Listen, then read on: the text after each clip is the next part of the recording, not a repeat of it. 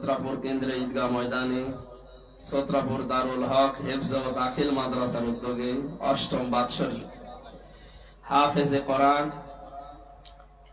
তাদের মাথায় পাগড়ি এবং দস্তরবন্দি উপলক্ষে আজকের এই কোরআনে কারিমের অনুষ্ঠানের সম্মানিত সভাপতি বীর মুক্তিযোদ্ধা, মনে হয় ৭১-এর না, রিসেন্ট যারা ২৪-এর বীর মুক্তিযোদ্ধা, বাংলার কৃতি সন্তান, যাদের মাধ্যমে আমরা স্বাধীনতা পেয়েছিলাম কিন্তু ভোগ করতে পারি নাই। এখন আমরা স্বাধীন দেশেও যেহেতু পরাধীন ছিলাম, এখন আমরা স্বাধীন হয়েছি। স্বাধীনতা কাকে বলে এখন আমরা টের পাচ্ছি। সামনের একেবারে ১০০% ফল পেতে হলে আল্লাহর কোরআনে কারিমের বিধান লাগবে। অনেকের প্রশ্ন যে কোরআন যেখানে নেই সেখানে মানুষের স্বাধীনতা নেই। হ্যাঁ আছে, ১০০% নেই। আপনি পৃথিবীতে উন্নত রাষ্ট্র যাদেরকে আমরা মনে করি, সিঙ্গাপুর, ওরা কোরআন আল্লাহর কিতাব বিশ্বাস করে না, কারণ ওখানে ১০০%-এর ৯৫% অমুসলিম।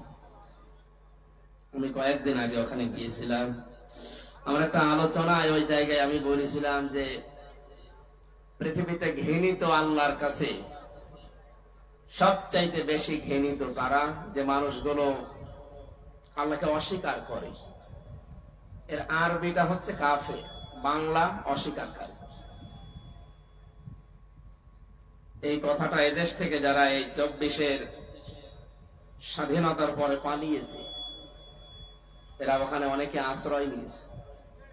আর রাজনৈতিক আশ্রয় চেয়েছিল কিন্তু অনেকে পায়নি, আবার ওখান থেকে অন্য দেশে যাচ্ছে। এই মানুষগুলো ওরা নালিশ দিয়েছে ওই দেশের পররাষ্ট্র মন্ত্রণালয়ের কাছে, যে ওনার নামে দেশে মামলা আছে, উনি আইএস জঙ্গি বিভিন্ন নাম দিয়ে উনি অবৈধভাবে দেশে প্রবেশ করেছেন। ৮টা-৯টা পয়েন্ট লিখে লিখে ওরা ওই দেশের কাছে নালিশ দিয়েছে। আমি কাফেরকে কাফের বলেছি, এটা তো আমি বানিয়ে বলেছি নাকি? ঈমান ভাঙার যে 10টা কারণ আছে, এখানে আমার মনে হয় যত মানুষ আছে অধিকাংশ মানুষই জানে না। নামাজ পড়ে যারা, সালাত আদায় করার আগে সবচাইতে গুরুত্বপূর্ণ কাজ হচ্ছে ইয়া আইয়ুহাল্লাযীনা আমানু ইযা কুমতুম ইলা সলাতি ফাগসিলু ওয়ুজুহাকুম ওয়া আইদিয়াকুম ইলাল মারাফিকি ওয়ামসাহু বিরুসিকুম ওয়া আরজুলাকুম ইলাল কাবাইন। এই ইমানদারেরা যখন নামাজের জন্য তোমরা প্রস্তুতি নেবে যে আমি নামাজ পড়বো, তার আগে তোমরা ওযু করো। এই নির্দেশ কার? ওযু করতে যে 4টা ফরজ আছে জানেন তো? এই 4টা যদি আদায় হয় তাহলে আপনার ওযু হয়ে যাবে। 3টা আদায় করেছেন, 1টা করেননি, আপনার ওই ওযু না। এ পর্যন্ত বুঝেছেন? জবাব দেবেন, এটা ক্লাস চলছে, স্যার বসে আছে দেখছেন না? উনি হয়তো আরো বড় ক্লাস নেন, আমরা একটু ছোট ক্লাস নিচ্ছি। তাহলে আমরা ওযু করার সময় ফরজ জানলাম কোরআন দিয়ে, কয়টা? 4টার ভেতরে 1টা আদায় করেছেন, 3টা করেননি, ওযু হয়নি। 3টা করেছেন, 1টা করেননি, ওযু হয়নি। এটা মানেন তো? মানেন? এখন যদি কেউ ওযু এই 3টা ফরজ আদায় করে 1টা করেনি, বলে আল্লাহ আমারে মাফ করে দাও, আমার ওযু কবুল করো, হবে? কারণ ফরজ জিনিস আপনি শেষ করে দিয়েছেন, এটা মৌলিক বিষয়। 2 নম্বরের বিষয় হচ্ছে ওযু করার পরেই ওযু থাকবে তা না। 7টা কারণে ওযু নষ্ট হয়ে যায়। কয় কারণে? 6টা ঠিক আছে, 1টা হঠাৎ করে মনে করেন বাতাস বের হওয়া, এটা বের হয়ে গেল, আপনার ওযু থাকবে?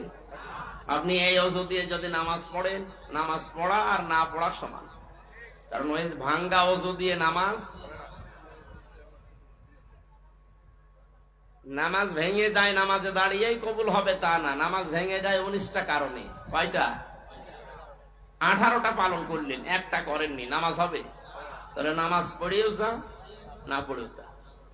হজ ভেঙে যায় 5টা কারণে, রোজা ভেঙে যায় 2টা কারণে। এরকম প্রত্যেকটা ফরজ বিধান নষ্ট হয়ে যাওয়ার পেছনে কিছু না কিছু কারণ আছে। কথা বুঝতেছেন? আমরা যে জান্নাতে যাব যেটার বিনিময়ে বদৌলতে, তার নাম ঈমান। তার নাম কি? ঈমানও ভেঙে যায় 10টা কারণে। এর 9 নম্বর কারণ এইটা। কোন ব্যক্তি যদি কাফের হয়, কেউ যদি তাকে কাফের মনে না করে, সেও কাফের। কাফের আল্লাহ ঘোষণা দিয়েছে, যারা তাকে অস্বীকার করে, বিশ্বাস করে না, তারা কি বাংলায় অস্বীকারী, অবিশ্বাসী, আর আরবিতে বলা হয় কাফের। এখন এই শব্দটা বলার কারণে ওদের নাকি রাগ হয়েছে, যে ওরা বাংলাদেশের পররাষ্ট্র মন্ত্রণালয় যিনি আছে, ওখানে পররাষ্ট্র রাষ্ট্রদূত আছে যারা, তাদের কাছে নালিশ দিয়েছে, আপনার দেশের এই মানুষ আমাদেরকে কাফের বলে গালি দিয়েছে। কাফের কি একটা গালি নাকি? এই যে কিছু মানুষ নালিশ দিয়েছে যারা পালিয়ে গেছে, ওরা তো মনে করছে না কাফের একটা গালি মনে হয়, হুজুর আমাদের গালি দিয়ে গেল। আমি তো এই পয়েন্টগুলো 10টা বলেছিলাম, যে নামাজ ভেঙে যায়, ওযু ভেঙে যায়, রোজা ভেঙে যায়, ইমানও ভেঙে যায়। তার ভেতরে 9 নাম্বার এটা, কেউ যদি কাফের হয় তাকে আপনাকে কাফের মনে করা লাগবে। আপনি যদি তাকে ইমানদার মনে করেন, আপনারও ইমানের সমস্যা হবে।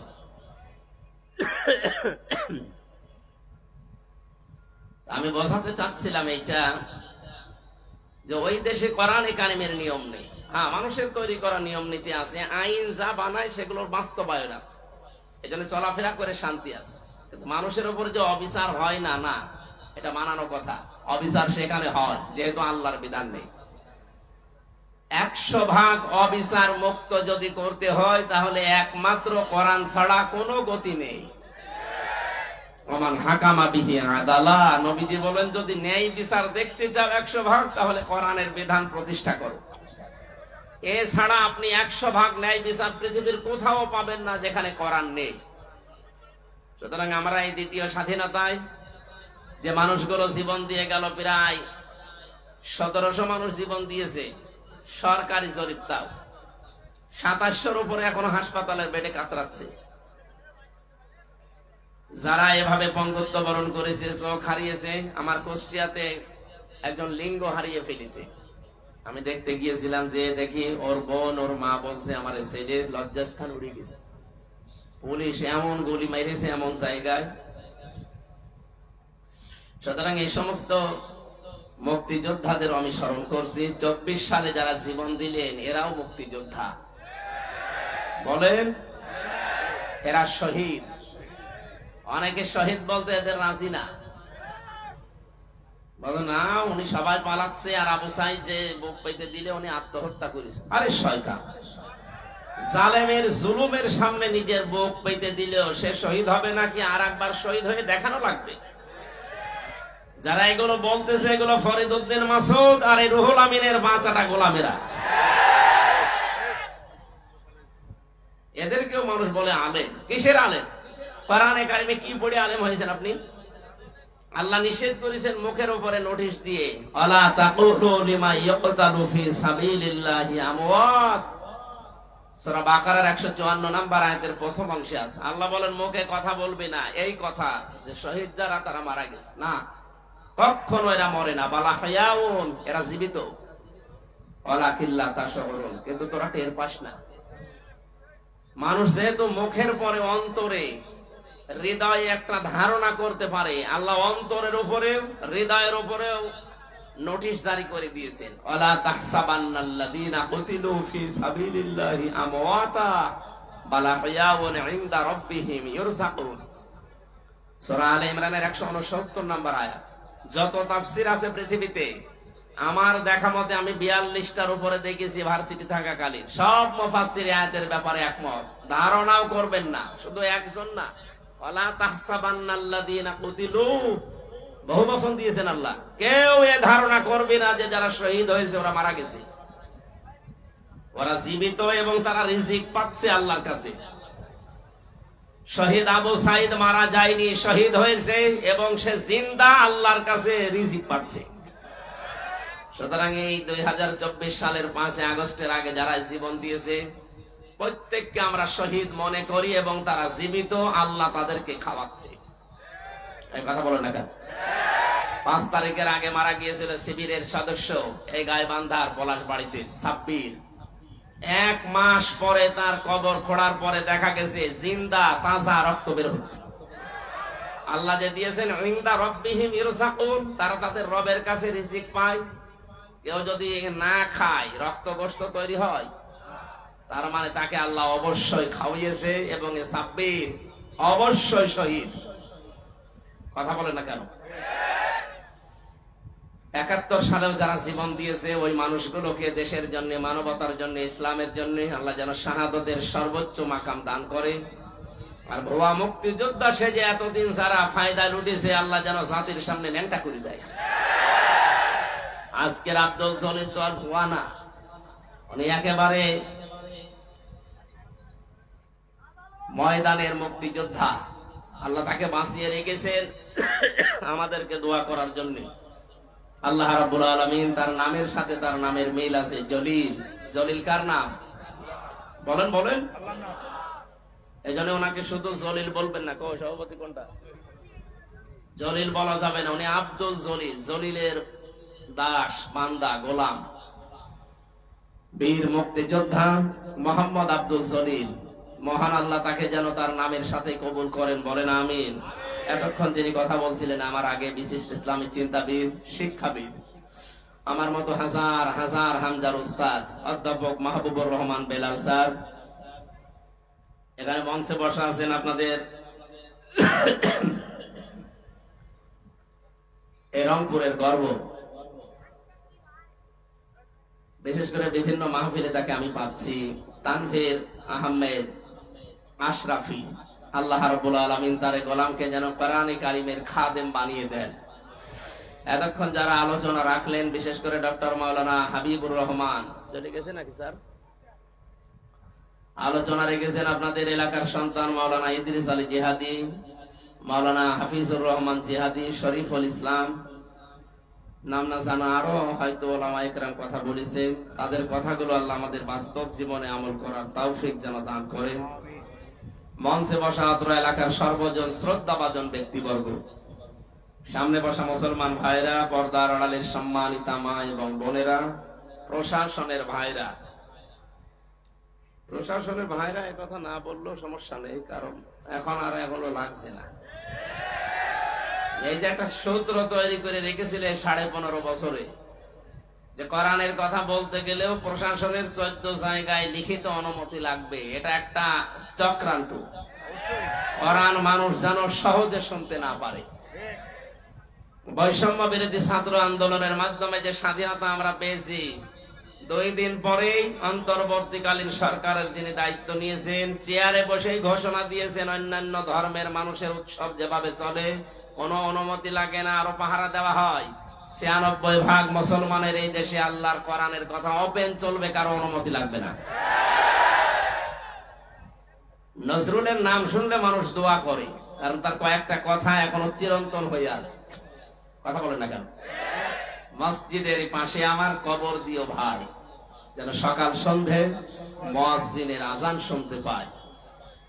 তার ঈমান আমল নিয়ে অনেকের প্রশ্ন আছে, কিন্তু তার এই কথাটা যেন আল্লাহ কবুল করে ঠিক মসজিদের পাশেই কিয়ামত পর্যন্ত থাকার একটা ব্যবস্থা করে দিয়েছে। ডক্টর মোহাম্মদ ইউনূস উনি বিভিন্ন রকমের কাজ কারবার দুনিয়ায় করতেন, আমরা বিতর্কিত মনে করি, কিন্তু না, উনি যে কথাটা বললেন চেয়ার পাওয়ার পর আল্লাহ যেন তাকে এই কথার কারণে পূর্ণাঙ্গ হেদায়েত দান করে। উনি তো মুসলমান, এই জন্য নামের আগে দেখেননি মোহাম্মদ লেখা আছে। কথা বলেন না কেন? মুসলমানের জন্য দোয়া করতে কোনো সমস্যা আছে? ধর্ম উপদেষ্টা ডক্টর আফামা খালিদ স্যার কয়েকদিন আগে জানিয়েছেন 96% মুসলমান এই দেশে আমরা বাস করি। আমাদের মাথার উপরে যেহেতু আল্লাহ তাকে বসিয়েছেন, আমরা চাই তিনি যেন দাড়ি রাখেন। এটা কি খারাপ কথা? একটা ভালো কথা বলেছি না? আমরা 16 কোটি মানুষ, 18 কোটি মানুষ দোয়া করছে আল্লাহ যেন তাকে সত্যি এই তৌফিক দান করেন। নবীজি জানিয়েছেন 1500 বছর আগে ওই জাতি কখনো উন্নয়ন লাভ করতে পারে না সেই জাতি তাদের শাসনভার কোন নারীর হাতে তুলে দেয়। আল্লাহ মনে হয় আমাদের কপাল থেকে এই অভিশাপ মুক্ত করার একটা ব্যবস্থা করিয়ে দিচ্ছে। উনি যাই হোক অন্তত পুরুষ মানুষ। এক কথা বলেন না কেন? পুরুষ মানুষ না? ঠিক আছে, সামনে যারা আসবে আশা করছি তারাও পুরুষ মানুষই আসবে। মেয়ে লোক আসার আর কোন সম্ভাবনা দেশে আছে না? কারণ তাদের বুদ্ধি অর্ধেক। আপনি আবার এটা উল্টা পাল্টা করে লাগিয়ে বিভিন্ন জায়গায় দিয়ে নেই যে নারী বিদ্বেষী না, এটা হাদিস বললাম, এটা বুখারী শরীফের হাদিস। আল্লাহর নবী কথা শুরু করার আগে লাম দিয়েছেন, লাই ইউফলিহা, কখনো সফল হতে পারে না ওই জাতি যে জাতি তার শাসনভার কোন নারীর হাতে তুলে দেয়। আমরা এই জন্য আমার মনে হয় দুর্নীতিতে চ্যাম্পিয়ন হতাম। কথা বলো না কেন? প্রশ্ন আসতে পারে তাহলে 53 বছর তো নারী ছিল না? না, যারা ছিল এর আগে আর ওরাও নারীর মতন। নারী কাকে বলে আজকের তেলাওয়াত কিন্তু আয়াতের ভেতরে আছে। আজকের সূরার নামই মমতাহিনা। মমতাহিনা মানে কি? পরীক্ষিতা নারী। কোন নারীকে পরীক্ষা করে করে আল্লাহ এই জগতে নামি দামি এবং গনি বানিয়ে দিয়েছিলেন, এস্টাবলিশ বানিয়েছিলেন? কারা আল্লাহর মনোনীত ছিল? কি করলে মনোনীত হওয়া যায়, চিরন্তন হওয়া যায়? এই কথাগুলো আজকের তেলাওয়াত কিন্তু আয়াত থেকে আমরা শুনবো ইনশাআল্লাহ। তাফসীরে যাচ্ছি, আমরা কিছু কথা আগে থেকে বললাম। শাহাদতের মর্যাদা যারা পেয়েছেন, আল্লাহ তাদেরকে সত্যই যেন শাহাদতের যে স্বাদ এটা দান করে। এখনো যারা অসুস্থ আছে, শেফায়ে কামেলা আজেলা আল্লাহ যেন নসিব করে। ওরা যে দুর্বিসন্ধি লাগিয়েছিল যে 14 জায়গায় অনুমতি নেই, এই করতে করতে যারা আয়োজন করতো, এই যে এই ছেলেটা আগস্ট মাসের 5 তারিখের আগে একটা অনুষ্ঠান দিয়েছিল নীলফামারী বাড়ির জল ঢাকা। ওখানে যিনি দায়িত্বে ছিলেন ওসির, আমি যে পৌঁছিয়েছি উনি গাড়ি নিয়েছে আমাকে ধরে মামলা দেবে। উনি জানে যে নামে মামলা আছে, আরো নতুন করে আরেকটা লাগায়। সেদিন যে কি তৈরি করেছিল ওসি সাহেব, এখন শুনলাম আজকে আসার সময় বলছে ওসির নামে নাকি আজকে মামলা হয়েছে। উনি আমার নামে মামলা সাজাবে পারে না, এখন নিজেই মামলার ফিগারে। এই জন্য যারা এই সিস্টেম করেছিলেন, কিয়ামতের আগে দেশে আর কোরআনের কথা বলতে কোনো অনুমতি লাগবে না, সেইটাই ফিরে আসবে ইনশাআল্লাহ। কোন কারণে আল্লাহর কালামের কথা আল্লাহর জমিনে বলতে আপনার মতো সলিমুদ্দের কাছে লিখিত নেওয়া লাগবে? আপনি কি হয়ে পড়েছেন বলেন? এই নিয়ম নীতি ছিল কাফেরদের কারণে। কোরআন নাজিল হওয়ার পর থেকেই কোরআন শুনতেছে, শুনছে, শুনবে 3 প্রকার মানুষ। কয় প্রকার? প্রথম নাম্বারেই শুনে বিরোধিতা করেছিল, তারা কাফের। আল্লাহ রাব্বুল আলামিন বলেন, আল্লাযীনা কাফারু লা তাসমাউ লিহাদাল কুরআন আলগাউ ফীহি লাআল্লাকুম তাগলিবুন। সূরা হামিম সাজদা 24 নাম্বার পারা, 18 নাম্বার পৃষ্ঠা, 9 নাম্বার লাইনে 26 নাম্বার আয়াত। এটা তাফসীরে ফি জিলালিল কোরআনে আছে। দলিলগুলো তাফসীর আকারে লম্বা করে বলছি না, শুধু শর্টকাটে কিছু বিষয় জানানোর জন্য আমি বলছি। আল্লাহ পাক বলেন 1500 বছর আগে কাফেররা সিদ্ধান্ত নিয়েছিল সব চলতে দাও, কোনো বাধা দিও না, কিন্তু মুহাম্মদের কোরআন যেন চলে না। ওদের উদ্দেশ্য ছিল এই, কোরআন চলতে যদি বাধা দিতে পারো, হট্টগোল করো, ওয়ালগাউ ফীহি, শুধু বন্ধই করবা তা না, এটা বন্ধ করার জন্য যত রকমের কায়দা কৌশল আছে করবা। আবু জাহেল এই মনে করতো কোরআন যদি মানুষ না শোনে তাহলে আমার অবৈধ সিয়ারের ব্যাপারে কেউ কথা বলবে না। খুব ভালো করে জানতো মুহাম্মদ যেটা বলতে চাই এটা যদি মানুষ বোঝে তাহলে আমি যে অবৈধ সিয়ারে আছি এ সিয়ার টিকবে না। 1500 বছর আগে এদের পেতাত্তা যারা নব্য আবু জাহেল সেজেছিল, এরাও বুঝে ফেলেছিল আমরা যে কায়দায় আছি, কোরআন যদি মানুষের দেশে শোনে আর বুঝে ফেলে তাহলে আমাদের সিয়ারেরও পায়া থাকবে না। এই জন্য অনুমতির সিস্টেম করেছিল। জাতির সামনে যেহেতু আজ প্রকাশ হয়ে গেছে, কোরআন যারা বাধা দেয়, শুনতে দেয় না, তারা 1 নম্বরে কাফের। তারা কি? আরো জোরে। এই 15.5 বছরে এগুলো যারা বাধা দিয়েছেন, আপনি নামাজ পড়তে পারেন, রোজা রাখতে পারেন, আপনি কাফের। কাফেরের জানাজা পড়া জায়েজ আছে? কবরে দেওয়া? তাহলে এ দেশে যারা এতদিন এই করলেন, এই 15.5 বছর, তাদের এখন আর জানাজার দরকার কি, কবরে দেওয়ার দরকার কি? পুড়িয়ে ফেলেন, কারণ ও তো এমনি জাহান্নামে যাবে। জাহান্নামে গেলে তো আগুনে পুড়বেই, আগুনে লাগিয়ে দিলাম, পুড়তে থাক। আর কথা বলছে না কেন? এত শক্ত করে বললাম এই জন্য আগামীতে কোন জালেম যেন এরকম সিদ্ধান্ত আর না নেই। দ্বিতীয় নম্বরে কোরআনের শ্রোতা পেয়েছি আমরা, নাজিল হওয়ার পরেই তারা শুনতে আসতো, বিশ্বাসও করতো এটা আল্লাহর কিতাব, মুহাম্মদ বানাতে পারে না।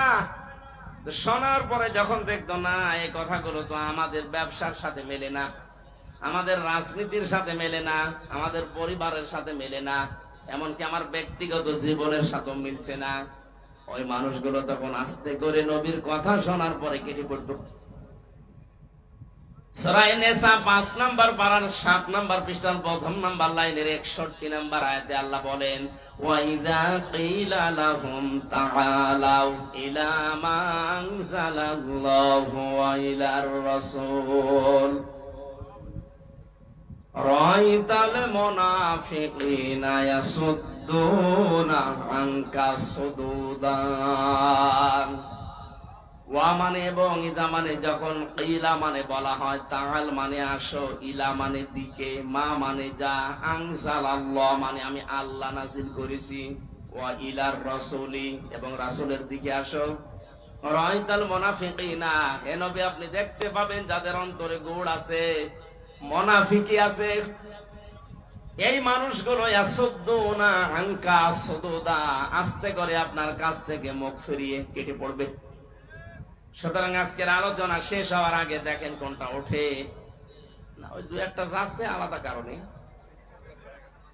ভালো লাগছে না এই বলে যদি চলে যায় বুঝবেন ওইটা মুনাফিকের কোন লক্ষণ নিয়ে যাচ্ছে। পোশাক পায়খানা আর বিড়ি খাওয়া বাদ দিয়ে কেউ যেতে পারবেন না।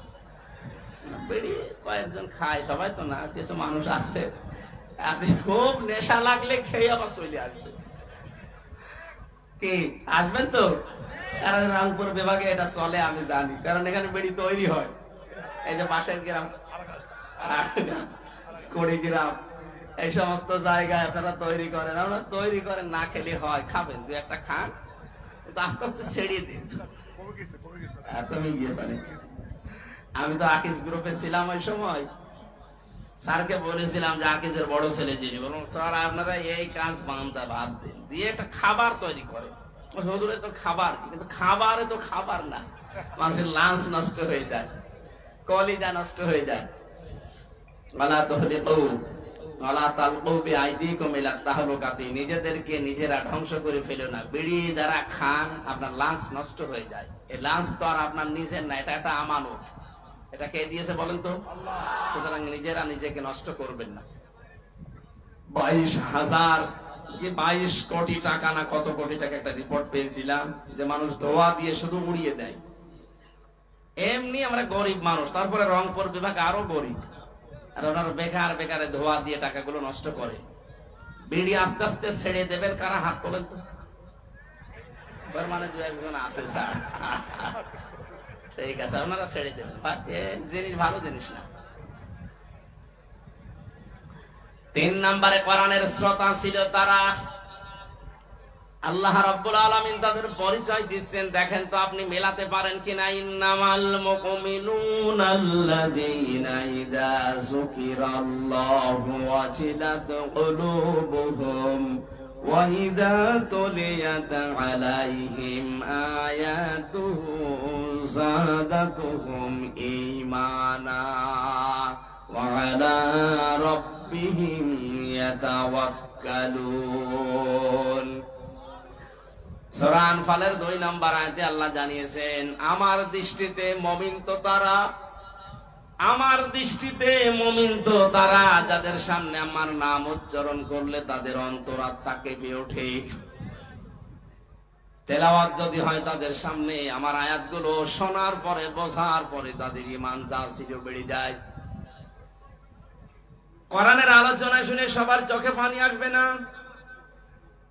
وَإِذَا سَمِعُوا مَا أُنزِلَ إِلَى الرَّسُولِ تَرَى أَعْيُنَهُمْ تَفِيضُ مِنَ الدَّمْعِ مِمَّا عَرَفُوا مِنَ الْحَقِّ। সূরা মায়েদা 7 নম্বর পারার প্রথম নম্বর পৃষ্ঠার প্রথম নম্বর লাইনের 83 নম্বর আয়াতের প্রথম অংশে আছে, আল্লাহ পাক বলেন, হে নবী, যখন তেলাওয়াত করবেন আপনার প্রতি যেটা আমি নাযিল করেছি এই কোরআন, দেখবেন আপনার সামনে কিছু মানুষ আছে, তারা এর মর্ম বাণীগুলো যখন উপলব্ধি করতে পারবে, মনের অজান্তে তাদের চোখ দিয়ে পানি পড়ছে। কোরআনের আলোচনায় সবাই মুগ্ধ হবে না, মন দিয়ে শুনবেও না, চোখ দিয়ে পানিও আসবে না। এটা বোঝার মতো একটা যোগ্যতা থাকা লাগবে মিনিমাম। যাদেরই আছে দেখবেন কোরআনের আলোচনা যখন গভীরে পৌঁছিয়ে যাবে, ওরা বসে আছে কিন্তু অজান্তেই তাদের চোখ দিয়ে পানি পড়ছে। বাড়ি যাওয়ার সময় যারা সিদ্ধান্ত নেবে, ওয়ালা রব্বিহিম ইয়াতাওয়াক্কালুন, জীবনে আজকে থেকে যদি ভরসা করি, আল্লাহ ছাড়া কারো উপরে ভরসা করব না। কোরআন নাযিল হওয়ার পর থেকে শ্রোতা পেলাম কয় প্রকার? 3 প্রকার। বলেন, এখানে যেহেতু কাফের নেই, মুনাফিকও থাকলে থাকতে পারে।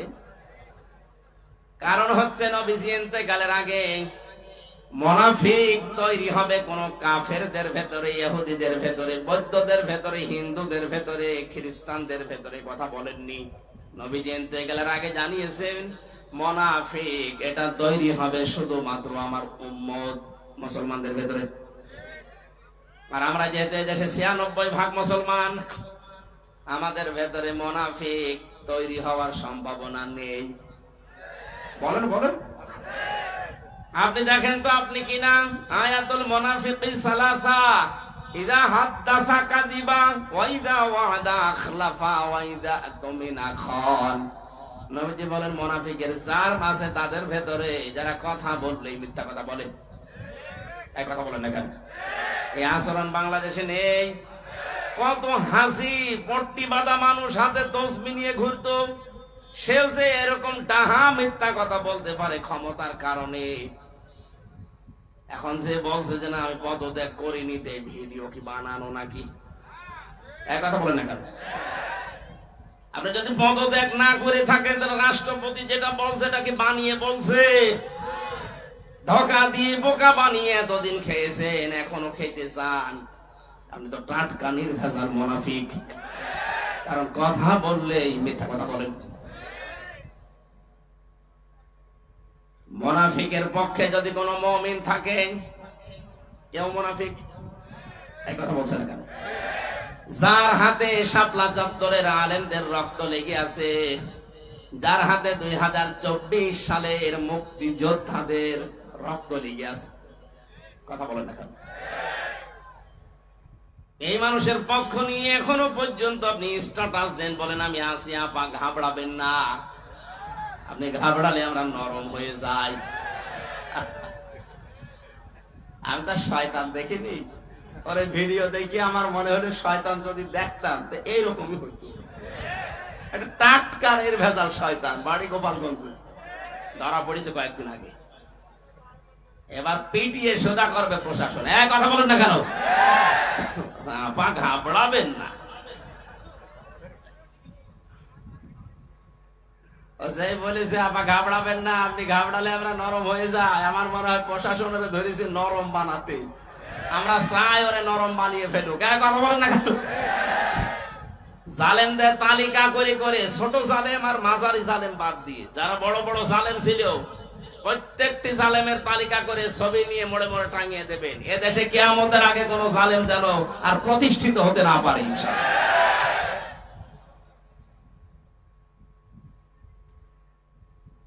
3 প্রকার যে শ্রোতার কথা বলছিলাম, কাফের নেই আমরা বুঝলাম, কিন্তু মুনাফিক যেহেতু এটা তৈরি হওয়ার সম্ভাবনা এখানে আছে, আমরা যেন মুক্ত হতে পারি এই জন্য হাদিসটা বললাম। কথা বললে যারা মিথ্যা বলেন, ওয়াদা দিলে যারা ঠিক রাখেন না, ভঙ্গ করে ফেলেন। এতদিন পর্যন্ত যাই ছিল, এই 2-3 দিনের ভেতরে দেখছি অনেকে বিভিন্ন ওয়াদা দিচ্ছে জনগণের সাথে। এটা আর একটা ধোঁকা হতে পারে। অনেকেই বলছে আমরা বাড়ি বাড়ি কার্ড তৈরি করে দেব যদি ক্ষমতায় যেতে পারি। আর যে যা বলছেন কথাগুলো কিন্তু ঠিক রাখা লাগবে। ভোট নেওয়ার জন্য এখন আপনি সেই কেজি 10 টাকা চাল খাওয়াবো বলে চালিয়ে দেবেন, আর ভোট হয়ে গেলে 60 টাকা কেজি চাল হয়ে যাবে। মানে কথা যা দিচ্ছেন এটা যেন ঠিক থাকে, জনগণের সাথে যেন ধোঁকাবাজি না হয়। অনেকে এই ধোঁকাবাজি করার জন্য নেমে পড়েছে। এক কথা বলছে না কেন? জামাতের নায়েবে আমির ডাক্তার সৈয়দ মোহাম্মদ আব্দুল্লাহ তাহের উনি ঘোষণা দিয়েছে, যদি এদেশে ইসলাম ক্ষমতায় যেতে পারে যুবকদেরকে আমরা ঋণ দেব। এই কথার সূত্র ধরে অনেকে এখন বলছে, যদি আমরা যেতে পারি বাড়ি বাড়ি কার্ড দেব। কি কার্ড দেবে?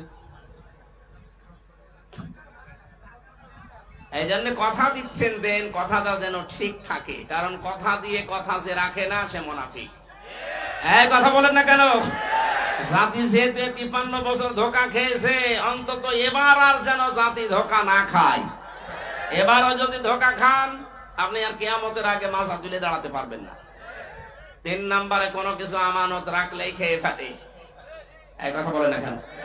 এটা যে আমরা 53 বছর দেখলাম না, যাদেরই দিয়েছি আমানত তারাই খেয়ে ফেলিস। দরবেশ, এত বড় দরবেশ পৃথিবীতে আছে? দাড়ি কেটে লোম হয়ে গেছে। আর কি আমানত? 36,000 কোটি টাকা। আপনি এক জীবনেও গণনা করে শেষ করতে পারবেন না।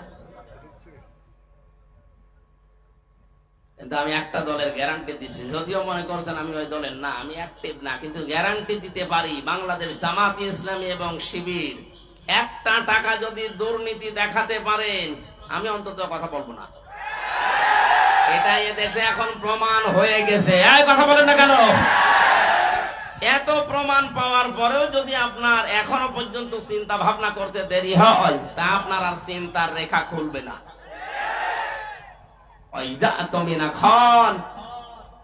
আমানত রাখলে যারা খেয়ানত করে ফেলে, এরা যে খেয়ানত করবে না তার বাস্তব প্রমাণ অলরেডি দেখিয়ে দিয়েছে।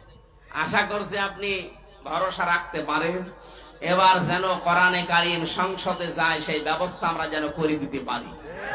আল্লাহ আমাদেরকে যেন তৌফিক দান করেন, চর্ম চোখে যেন দেখতে পারি যে কোরআন দিয়ে দেশটা চলছে। খুব বড় আশা আমার, সারা জীবনের আশা। আমি জেলখানায় 3টা বছর যতদিন তাহাজ্জুদ পড়েছি, প্রতিদিন আমার এই দোয়া ছিল, আল্লাহ তুমি যাই করো অন্তত চর্ম চোখে একটা দেখার সুযোগ করে দিও 56,000 বর্গ মাইল কোরআন দিয়ে চলছে। এটা একটা মিনি জান্নাত হয়ে যাবে। অনেকে মনে করছে যদি কায়েম হয়ে যায়, আমি যে একটু লাল পানি খাই ওটা খেতে পারবো না। পারবে, কিন্তু আপনার লাল পানি খাওয়ার মন হবে না। এমন পরিবেশ আল্লাহ তৈরি করে দেবে, পুরা 56,000 বর্গ মাইল মসজিদের মতো হয়ে যাবে। এক কথা বলেন না কেন? মসজিদে প্রবেশ করলে যেমন বিড়ি খাওয়া যায় না, খেতে মনে চাইলেও ওটা পরিবেশ আলাদা। খেতে পারবেন? বলেন। বাবা খেতে পারবেন? ডাল খেতে পারবেন? গাঁজা কিচ্ছু পারবেন না, কারণ পরিবেশটা এরকম। কোরআন যদি কায়েম হয়ে যায়, পুরা বাংলাদেশে 56,000 বর্গ মাইল এভাবে মসজিদের মতো বানিয়ে ফেলবে। তখন আপনি আর বিড়ি খাবেন এরকম মনই থাকবে না, লাল পানি খাওয়ার মনে তো আসবেই না। আল্লাহ একটা জান্নাতের পরিবেশ তৈরি করে দেবে, আর মরে গেলেই আপনি জান্নাতি। কারণ কোরআন যদি কায়েম হয়, কোরআনের শাসন ব্যবস্থা থাকে, ওই দেশে যদি ছোটখাটো গুনাহ কেউ করেও আল্লাহ তাকে মরণের আগে মাফ করিয়ে তারপরে মৃত্যু দেয়। একটা হাদিস পড়ছিলাম, খলিফাতুল মুসলিমিন হযরত ওমর রাদিয়াল্লাহু তাআলা আনহু, মানে রাষ্ট্রের দায়িত্ব পালন করে বাড়িতে আসলেন, ঘরে উঠবেন, দেখেন বারান্দায় একটা লাশ, তার ছোট্ট মানুষ 12 টুকরা করে রেখেছে। রেগে গেলেন, কি আমি দেশ চালাই কোরআন দিয়ে, আর আমি রাষ্ট্রের দায়িত্ব পালন করেই কোরআন দিয়ে আসছি, আর আমার ঘরের বারান্দায় তাও 12 টুকরা করে রেখে দিয়েছে, তাও ছোট মাসুম বাচ্চার লাশ। কে করলো? তিনি তদন্ত কমিটি গঠন করলেন। 3 দিন হয়ে গেল, কোনো কেউ ধরা পড়ে না, কেউ এসে বলেও না। তার খাওয়া দাওয়ার চিন্তা বন্ধ হয়ে গেছে, খাওয়া দাওয়াই বন্ধ হয়ে গেছে। চিন্তা করলেন আমি কোরআন দিয়ে দেশ চালাচ্ছি, আর আমার দেশে একটা অবৈধ হত্যা হয়ে গেল, আমি কোনো কুল কিনারা করতে পারলাম না। এরকম শাসক যদি আজ 53 বছরের ভেতরে পেতাম, বাংলাদেশে বিনা কারণে কেউ হত্যা হতো না। একজন মারা গেছে তাই তার খাওয়া দাওয়া বন্ধ হয়ে যায়। আর শাপলা চত্বরে যেভাবে মানুষ মেরেছে, বিডিআর যেভাবে হত্যা করেছে, 2024 সালে যেভাবে পুলিশের ভ্যান থেকে তাজা মানুষকে ফেলে দিয়ে পিষে মেরেছে, কত মানুষকে আগুন লাগিয়েছে আশুলিয়ায়, দেখেননি? এখনো পর্যন্ত এই লাশগুলো চোখের সামনে ভাসে। আপনি এমনিতে মাটি দিতে পারতেন, আপনি আবার আগুন ধরিয়ে দিলেন। আপনি মানুষ। এই দেশে এই স্বৈরাচারীকে যদি নিষিদ্ধ করতে হয়, কিচ্ছু লাগবে না, শুধু আশুলিয়ার এই লাশগুলোই যথেষ্ট। মানুষ এত নিচে নামতে পারে ক্ষমতার জন্য। হযরত ওমর 3 দিনের ভেতরে চিন্তা করে করে তার মাথা খারাপ হয়ে গেছে, আমি এখন কি করি। হঠাৎ দেখলেন এক মহিলা যুবতী তার বাবাকে শাহ রাজ দরবারে হাজির, ডাক দিয়ে বলে, খলিফাতুল মুসলিমিন, যে লাশের চিন্তায় আপনার ঘুম আসে না, ওই ছেলেটা আমার নিজের। আমি ওকে টুকরা টুকরা করেছি, 12 টুকরা করে আপনার বারান্দায় রেখে গেছি। হযরত ওমর বলে, মেয়ে কি বলো, মাথা ঠিক আছে তোমার? বলে, হ্যাঁ, এই যে আমার বাবা সাক্ষী আছে। আমার বাবাকে আমি সাথে করে নিয়ে এসেছি, আমার নিজের জন্ম দেওয়ার সন্তান, এটা ওকে আমি 12 টুকরা করেছি নিজের হাতে। কোথায় ফেলবো? আপনার বাড়ির বারান্দায় রেখে গেছি। হযরত ওমর বললেন, বলো, এই কথা যদি ঠিক থাকে তোমার শাস্তি কি কোরআন দিয়ে তুমি জানো? মেয়েটি বলে, হ্যাঁ, আমি কোরআনের হাফেজা, আমি জানি। আপনি রেডি করেন, আপনি কি শাস্তি দিতে পারেন কোরআন দিয়ে? মানুষ হত্যা করার যে শাস্তি হযরত ওমর আরম্ভ করবেন। হঠাৎ করে 4 জন যুবক রাজ দরবারে এসে বলে, খলিফাতুল মুসলিমিন, বিচারটা একটু লেট করেন। যেই কারণে আপনি এই মেয়েটাকে শাস্তি দিতে চান হত্যার, ওই মেয়েটার কোনো দোষ নেই, দোষ আমাদের এই 4 জনের। এই মেয়েটা তার বাবাকে নিয়ে পাহাড়ি এলাকায়, জঙ্গলি এলাকায় থাকতো, বসবাস করতো। ওখানে আমরা শিকারে গিয়েছিলাম, যাবার পরে এই মেয়েটার রূপ সৌন্দর্য দেখে শেষ পর্যন্ত যৌবনের তাড়নায়, শয়তানের ধোঁকায়, নফসের ধোঁকায় পড়ে আমরা বাবাকে বেঁধে রেখে তার সম্ভ্রম নষ্ট করেছি।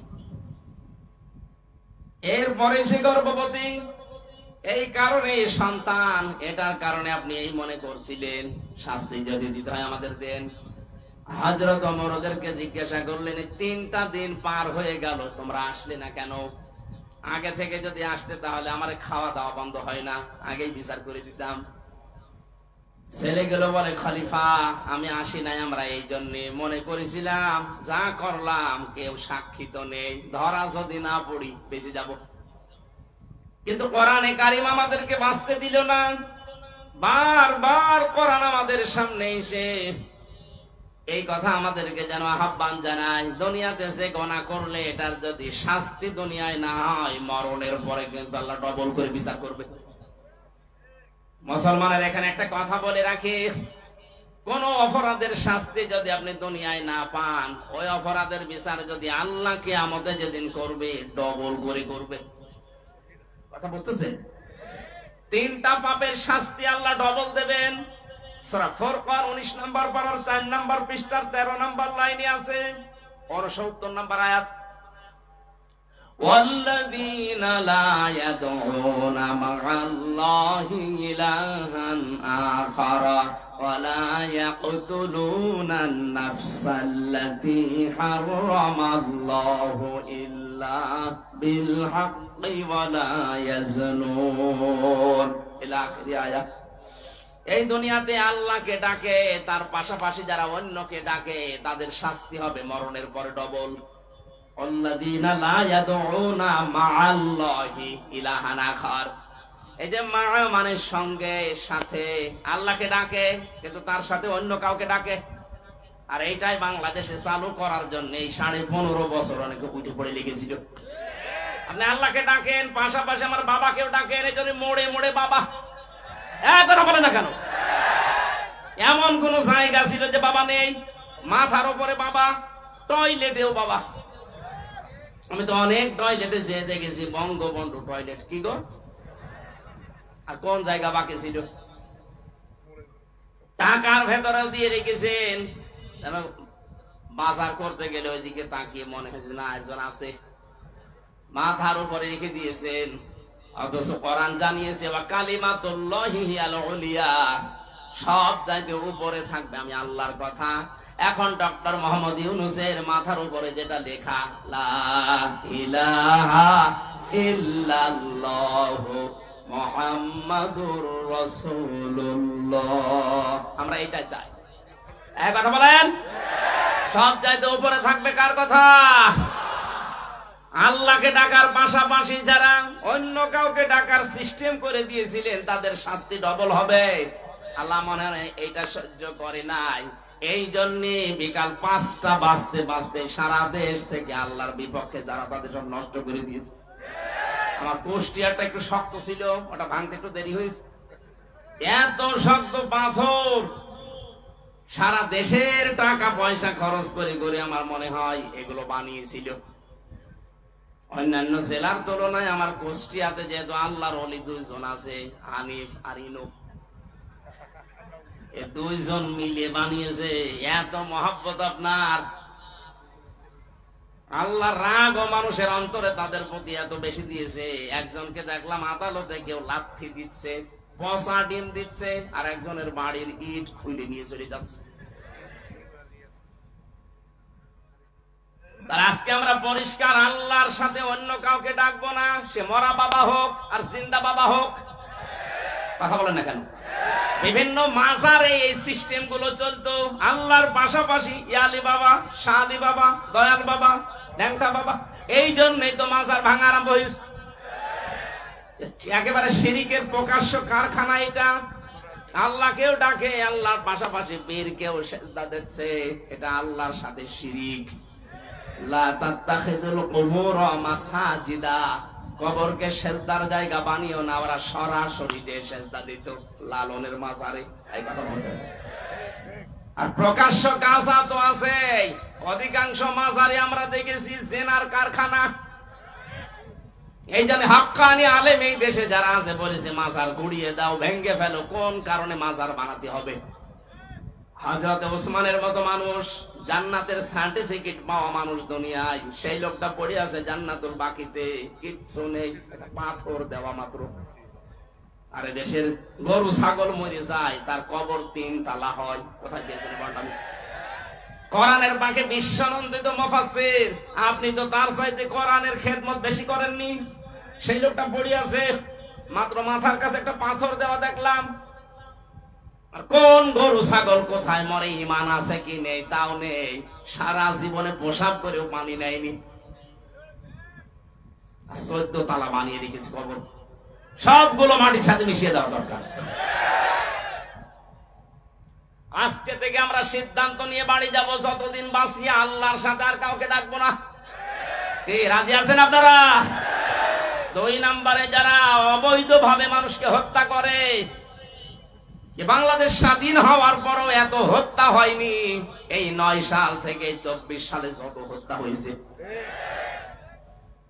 বাকিগুলোর অনেকের খোঁজই আমরা জানি না। আমি মাটির নিচে ছিলাম 10 দিন, আমি দেখেছি কত মানুষের কান্নার আওয়াজ আসতো আমার কানের। আমার তো চোখ বাঁধা ছিল, চোখ কালো কাপড় দিয়ে বেঁধে নিয়ে মাজায় একটা দড়ি নিয়ে ওরা হাঁটিয়ে নিয়ে যেত।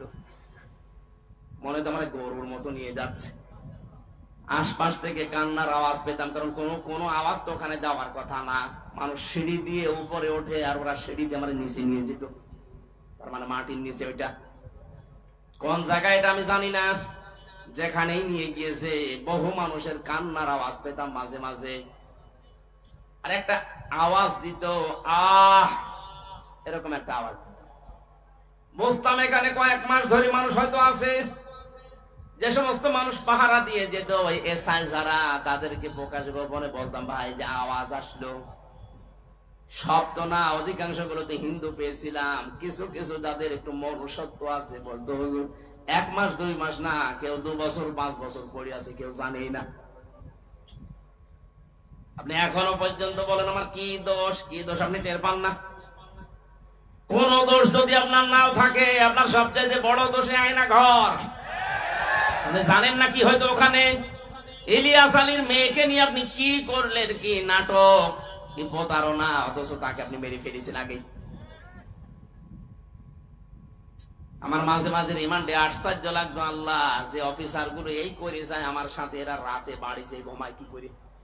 এদের তো ঘুম আসার কথা না, হয় লাল পানি খায় নাই বড়ি খায়, তাছাড়া ঘুম আসার কথা না। এই জন্য শাস্তি হবে তাদের ডবল। এখন শুরু হয়েছে কেবল ডবল শাস্তি হবে।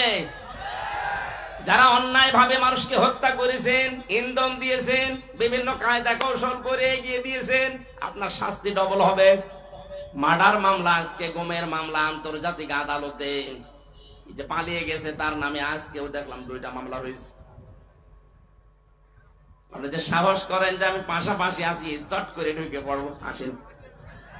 আপনি আসেন, আপনাকে আমরা চট করে ঢুকবেন আর ফট করে ঢুকে দেবো আয়না করে।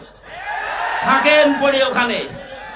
ব্যারিস্টার আরমান 8 বছর আছে, আপনি 16 বছর থাকবেন। 16 বছর তো আর বাঁচবে না, যে কয় বছর আছেন ওখানে থাকবেন, দেখেন কেমন লাগে। ভার্সিটি থাকতে আমি একটা উপন্যাস পড়েছিলাম, ওর নাম হচ্ছে দেখ কেমন লাগে। আমার ভাই এইটা ওদের কপালে আছে। কথা বলেন না কেন? কয়জন এরকম আশা করছেন যে আসি পাশাপাশি চট করে ঢুকে পড়বো, আসেন ঢোকাবো, দেখ কেমন লাগে।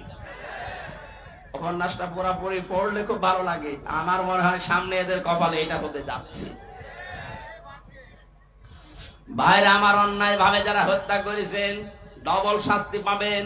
3 নম্বরে যারা জেনা করে দুনিয়ায় তাদেরও শাস্তি ডবল হবে। সূরা ফুরকানের আয়াত। মেয়েটা বলছে খলিফা, এই ছেলে 4 জন বলছে খলিফাতুল মুসলিমিন। চিন্তা করলাম দুনিয়ায় মার্ডারের শাস্তি যদি না পাই, কিয়ামতে আল্লাহ কিন্তু ডবল শাস্তি দেবে। কয়টা? এজন্য দুনিয়ায় হয়ে যাক, আপনি যে বিচার আছে কোরআনের করে দেন, দুনিয়ায় শেষ, পরকালে যেন আল্লাহ এই বিষয়ের কোনো বিচার না করে আমাদেরকে মাফ করে দেয়। হযরত ওমর বললেন, তাই তো, তোমরাই তো দোষী, মেয়েটার তো দোষ নেই। মেয়েটাকে ডাক দিয়ে বললেন, তোমার দোষ এইটা যে তুমি 12 টুকরা করেছো লাশটা, আমার ঘরের বারান্দা রাখলে, অন্য কোথাও ফেলে দিলে না কেন? মেয়েটা কোরআনের হাফেজা, ডাক দিয়ে বলছে, খলিফাতুল মুসলিমিন, আমার সন্তানকে আমি গলা টিপে মেরে ফেলতে পারতাম। 12 টুকরা করেছিলাম, আমি বিভিন্ন জঙ্গলে পাহাড়ে ছিটিয়ে দিতে পারতাম, কিন্তু আপনার কাছে আমি কেন দিলাম? দিয়েছি এই কারণে, প্রথম কারণ আমার ছেলেটাকে আমি হত্যা করেছি, 1 নাম্বার কারণ হচ্ছে সে জারজ, তার তো বাবা ঠিক নেই। কয়টা বাবা? বলেন বলেন। জন্ম তো ঠিক নেই, বাবা 4টা, যদিও ওর দোষ না, কিন্তু সন্তানটা তো জারজ। আর আমি কোরআনে কারিমে সূরা কলমের 13 নম্বর আয়াত থেকে 19 নম্বর আয়াত পর্যন্ত জানি, যারা জারজ সন্তান এই পৃথিবীতে তাদের 13টা কাজ হবে। তার 1 নম্বরে তারা কোরআন বিরোধী হবে। আমার পেটে জন্ম নিয়ে বড় হয়ে আমার সামনে কোরআনের বিরুদ্ধে মিছিল করবে আমার ছেলে, এটা আমি মানতে পারি না। এই জন্যে আমি নিজের হাতে জবাই করেছি। বাংলাদেশে আজ যারা কোরআনের বিপক্ষে অবস্থান নিয়েছিলেন, নিচ্ছেন, এখনো সামনে অনেকে চেষ্টায় আছেন। আজকে একজন বুদ্ধিজীবী নামে, বুদ্ধি বিকালাঙ্গ, আমি নাম নিলাম না, লোকটা বলেছে ধর্ম কোন রাষ্ট্রের ব্যাপার, কোন ব্যক্তির ব্যাপার না। এই শব্দটা তার বলা ঠিক হয়নি। সে যদি তওবা না করে সেও মুশরিক। এক কথা বলছে না কেন? কোন মানুষের যদি ধর্মই না থাকে, ওরা উদাহরণ দেয় যে নিরপেক্ষ হওয়া লাগবে। পৃথিবীতে কোন নবী ধর্মের ব্যাপারে নিরপেক্ষ ছিলেন? আপনি একজনের নাম বলেন, বলেন। এই ধোঁকাটাও চলছে সামনে, হয়তো সামনে আসতে পারে। আগে থেকে সতর্ক করলাম, যারা এগুলো করছেন এগুলো কিন্তু একটা ধোঁকাবাজি। আমরা এক জালেমকে বিদায় দিয়ে কোন নতুন জালেমকে আর এই জায়গায় আমরা দেখতে চাই না। আর যারা আসবে তারা যেন ইনসাফ কায়েমকারী হয়। মেয়েটি বলে, খলিফা, আমি একটা একটা করে 13টা কারণ বলতে পারি কেন আমি হত্যা করেছি। আমি এসেছি এই কারণে, আমি না আসলেও পারতাম। মেরে আমার সন্তানটাকে জবাই করে ফেলে যদি পাহাড়ে জঙ্গলে ছড়িয়ে ছিটিয়ে দিতাম, আপনিও ধরতে পারতেন না। আমি এসেছি এই কারণে, আমি যেহেতু হত্যা করেই ফেলেছি, আর হত্যার বিচার যদি দুনিয়ায় না হয়, কিয়ামতে আল্লাহ ডবল করে করবে। দয়া করে কোরআন দিয়ে আমার বিচারটা করে দেন, কিয়ামতে যেন আল্লাহ আমার ব্যাপারে আর কিছু না বলে। হযরত ওমর এই 5 জনের বিচার করলেন। আমার বোঝানোর বিষয় ছিল, কোরআনে কারীম দেশে থাকার কারণে, কায়েম থাকার কারণে ওরা গুনাহ করেছিল, কিন্তু গুনাহ করার পরেও কোরআনে কারীম তাদের ভেতরে অনুশোচনা, অনুতপ্ত এমন ভাবে ধরিয়েছে, মরণের আগে তারা ঈমান নিয়ে বিদায় নিতে পেরেছে। এদেশেও যদি কোরআন কায়েম হয়ে যায়, আপনার মদ খেতে মনে চাইবে না, বিড়ি খেতে মনে চাইবে না, ডাল পানি খেতে মনে চাইবে না, কারণ পরিবেশটাই হয়ে যাবে এরকম। ছোটখাটো গুনাহ যদি নফসের ধোঁকায়, শয়তানের জালে পড়ে হয়েও যায়, কোরআন আপনাকে বাধ্য করবে অনুশোচনা করে, তাওবা করে জীবনের মতো ঈমান নিয়ে বিদায় নেওয়ার। বলেন আমিন। আল্লাহ আমরা এইরকম একটা পরিবেশ চাচ্ছি, কথা বলেন ঠিক কিনা? আল্লাহ যেন আমাদের কোরআনের শ্রোতা হিসাবে মুনাফিকের কোন স্থান এখানে না দিয়ে 3 নাম্বার যেটা বলেছিলাম যে ইমানদার, এই মানুষগুলোর যে বৈশিষ্ট্যগুলো আল্লাহ দিয়েছেন সূরা আনফালের 2, 3, 4 নাম্বার আয়াতে, আল্লাহ আমাদের ভরপুর করে আজ বাড়িতে নিয়ে যান, বলেন আমিন। দরুদ আর সালাম পাঠের মাধ্যমে আজকের তেলাওয়াতকৃত আয়াত সূরা মুমতাহিনা। কোন সূরা? মুমতাহিনা মানে পরীক্ষিতা নারী। 6 জনের নাম পেয়েছি আমি। এই পৃথিবীতে 6 জন নারীকে আল্লাহ পরীক্ষা করে তাদেরকে পরীক্ষিতা নারী হিসাবে খেতাব দিয়েছেন। তার ভেতরে হযরতে মরিয়ম একজন। তিনি সতীত্বের হেফাজত করেছিলেন। আজ যে সমস্ত মেয়েরা মডেল খুঁজে পান না যে আদর্শ কারে বানাবো, হযরতে মরিয়ম হবে আপনার জন্য আদর্শ। কথা বলেন। ওরা আদর্শ বানিয়েছে ঐশ্বরিয়াকে। আজকে ঐশ্বরিয়ার জীবনী দিয়েছে। ওই একজনকে খুশি করার জন্য রাতের বেলা কত টাকা কন্টাক্ট করে, কত টাকা ভাড়া পায়, আপনি তার জীবনী পড়ে দেখেন। এই যদি হয় আপনার আদর্শ, আর আপনি এটা দেখে দেখে মনে করেন এর মতো হব, হ্যাঁ ওর মতো হবেন, দুনিয়ায় শেষ, আখিরাতে সারা জীবন জাহান্নামে পড়া লাগবে। মেয়েরা যারা এসেছেন আপনার আদর্শ হওয়া লাগবে 1 নম্বরে মরিয়ম। আপনার চরিত্রকে, সতীত্বকে আপনি হেফাজত করে রাখবেন। আমরা আগে তাফসিরে প্রবেশ করি, এরপরে সামনে যাব ইনশাআল্লাহ। ফাউযু বিল্লাহি মিনাশ শাইতানির রাজীম। বিসমিল্লাহির রহমানির রহিম।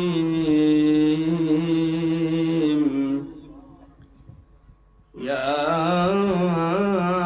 আইয়ুহান নাবিয়্যু ইযা জাআকাল মুমিনাতু ইউবাইয়ুনাকা আলা আল্লা ইউশরিকনা বিল্লাহি শাইআ। সাদাকাল্লাহুল আযীম। সূরা মুমতাহিনা নামকরণটা এর ভেতরে শব্দটা আছে, এখান থেকে সূরার নামকরণ। আজকে আমরা সবগুলো আয়াত পড়েছি মাত্র 1 আয়াতের 4 ভাগের 1 ভাগ। আমার আজকের আলোচনার বিষয় হচ্ছে ঈমান কিভাবে আপনি আনবেন। আমরা তো অনেকে ঈমানদার বসে আছি, কিন্তু এইভাবে না। ঈমান আনতে হলে কিছু শর্ত মানা লাগে। আমরা যেন আজকে শোনার পরে ওই শর্ত অনুযায়ী আমাদের বাকি জীবন চালাতে পারি, বলেন আমিন। সূরা মুমতাহিনার 12 নম্বর আয়াতটা পড়েছি। আল্লাহ ডাক দিয়েছেন ইয়া আইয়ুহান নবী, হে নবী। কোরআন শরীফের ভেতরে আল্লাহ ইয়া মুহাম্মদ বলেন নাই, ইয়া নবী, ইয়া রাসূল এই শব্দটা লাগিয়েছেন। আর মুহাম্মদ শব্দ বলার সঙ্গে সঙ্গে নবীজির রিসালাতের ঘোষণা দিয়ে তার সম্মান আরো বাড়িয়ে দিয়েছেন। আজকে রাসূলের সম্মান বাড়ানোর জন্য রবিউল আউয়াল মাসে যারা জন্মদিন পালন করেন, সাফ করে শুনে রাখেন, পৃথিবীর কোন মানুষের জন্মদিন মৃত্যুদিন পালন করার ভেতরে কোনো ফায়দা নেই। এমনকি কোন মানুষ যত দামি হোক আপনার জীবনের জন্য, যত উপকার করুক আপনার জীবনে, ও যদি মারা যায় সর্বোচ্চ 3 দিনের উপরে কোনো শোক নেই। হ্যাঁ, একজন মহিলার স্বামী যদি মারা যায় তাহলে 3 মাস 10 দিন সে বিবাহ বন্ধনে আবদ্ধ না হয়ে তার জন্য অপেক্ষা করে এর পরবর্তীতে অন্য স্বামী গ্রহণ করবে, এই শেষ। পৃথিবীর কোন মানুষের জন্য 3 দিনের উপরে শোক জায়েজ নেই। আর আমরা সেই 75 সাল থেকে শোক পালন করিয়েই আসছি। কেন? উনি কি আপনার কি স্বামী হয়? আপনার কি বাবা হয়? কোন কারণে শোক পালন করা লাগবে তার জন্য বলেন? আপনি কি তাকে ইসলামের ঊর্ধ্বে মনে করেন? ওই যে আমি বললাম না যে ঈমান ভাঙ্গে যায় 10টা কারণে, তার 10 নম্বর কারণে পৃথিবীর কাউকে যদি কেউ ইসলামের ঊর্ধ্বে মনে করে তার ঈমান ভেঙে যায়। এই কারণেই তো আপনি এটা করেন, প্রতি বছরে বছরে জন্মদিন মৃত্যুদিন পালন করেন, তাকে মনে করেন ইসলামের ঊর্ধ্বে। ইসলামে জায়েজ নেই, আপনি পেলেন কোথায়? আগামী থেকে এটা আমরা আর করতে চাই না।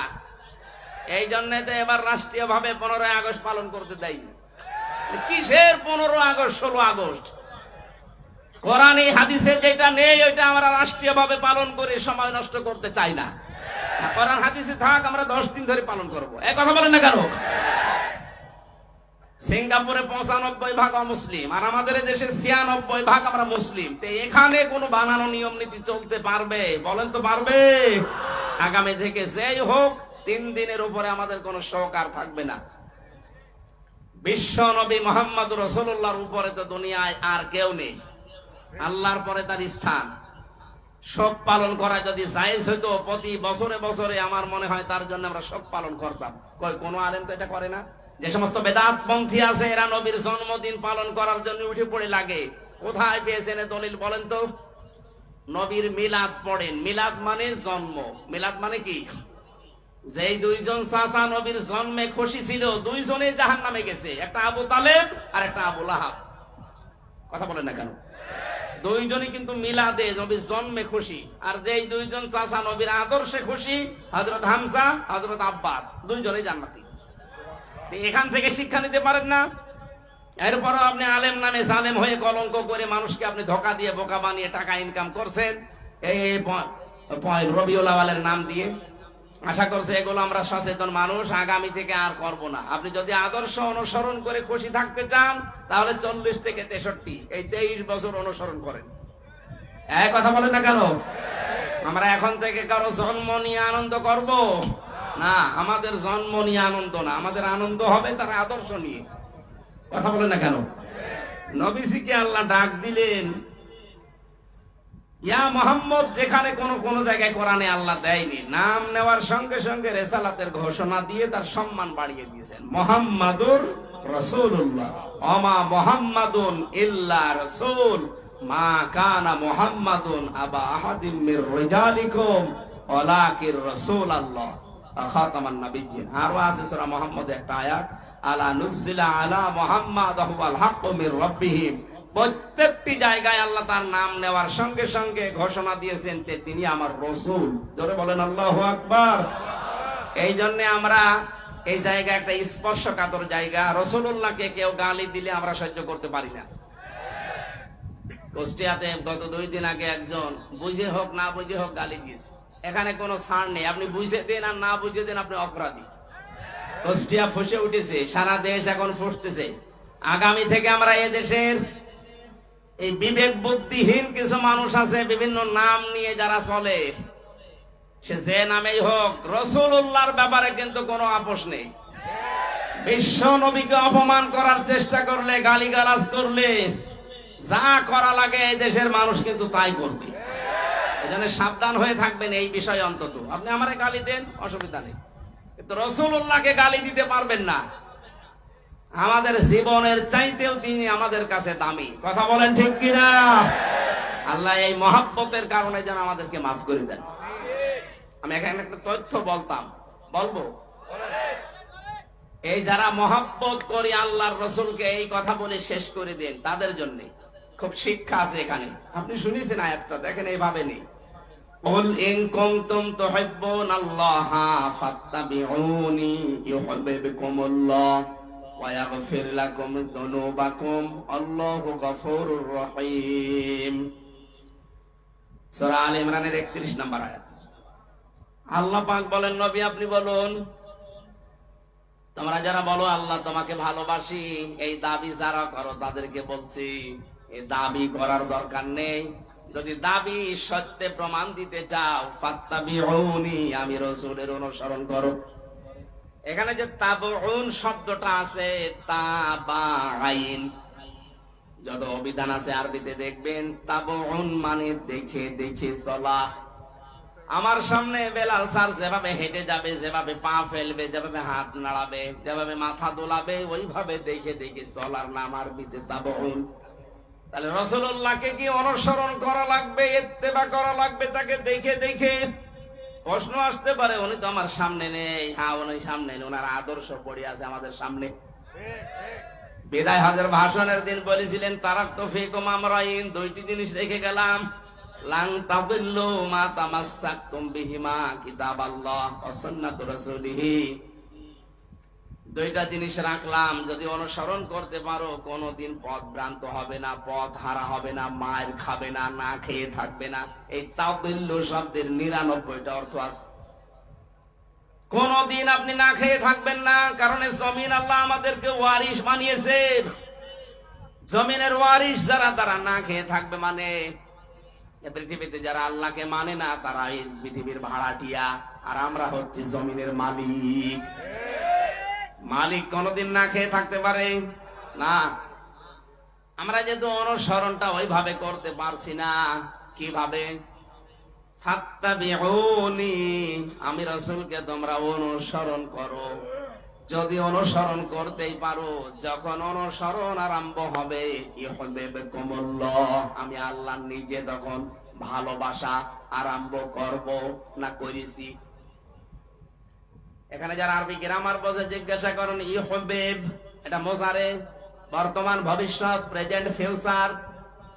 যখন থেকে আপনি নবীজিকে অনুসরণ আরম্ভ করবেন, তখন থেকে আপনাকে আল্লাহ ভালোবাসা শুরু করবে। কি কথা বুঝতেছেন? তার মানে এখনো যারা নবীর আদর্শকে অনুসরণ আরম্ভ করেনি, করবে বলে আশা করছে, আল্লাহ তাদেরকে ভালোবাসা শুরু করেনি। আমি কথা বোঝাতে না পারলে আবার রিপিট করবো। রাসূলুল্লাহকে কেউ যদি অনুসরণ করা আরম্ভ না করে, আল্লাহ তাকে ভালোবাসা শুরু বলেন করেন। আর আল্লাহ যদি ভালোবাসে, কয়েকটা উপকার আছে। এক নম্বরে আল্লাহ পাক বলেন, আমি যদি কাউকে ভালোবাসি, ওয়াগফির লাকুম যুনুবাকুম, ইয়াগফির এটাও মুজারে, বর্তমান, ভবিষ্যৎ, প্রেজেন্ট, ফিউচার। জাম্বুন 1 বছর, যুনুব বহু বছর। আমি আল্লাহ যদি কাউকে ভালোবাসা আরম্ভ করি, ওর জীবনের কোন পনা বাকি রাখি না, সব মাফ করে দেই। আর আল্লাহর নিয়ম হচ্ছে, কোন জায়গায় যদি আল্লাহ গুনাহ মাফ করে দেয়, ওই জায়গাটা আল্লাহ ফাঁকা রাখে না, পুরা নেকি দিয়ে পাল্টিয়ে দেয়। আল্লাহ যদি কাউকে ভালোবাসে, কি পেলাম? আল্লাহ নিজে তাকে ভালোবাসা আরম্ভ করবে, তার জীবনের গুনাহগুলো মাফ করে দেবে, আর গুনাহ মাফ হয়ে গেলে আল্লাহ তাকে জান্নাতে দেবে। এবার আমার আয়াতের মূল শিক্ষা হচ্ছে, রাসূলকে অনুসরণ করা আরম্ভ করা লাগবে না লাগবে না? এটা কি আংশিক না পূর্ণাঙ্গ? বলেন। আজ যারা আংশিক অনুসরণ করেন, তারা কিন্তু এখনো আল্লাহর ভালোবাসা পাওয়া শুরু করেননি।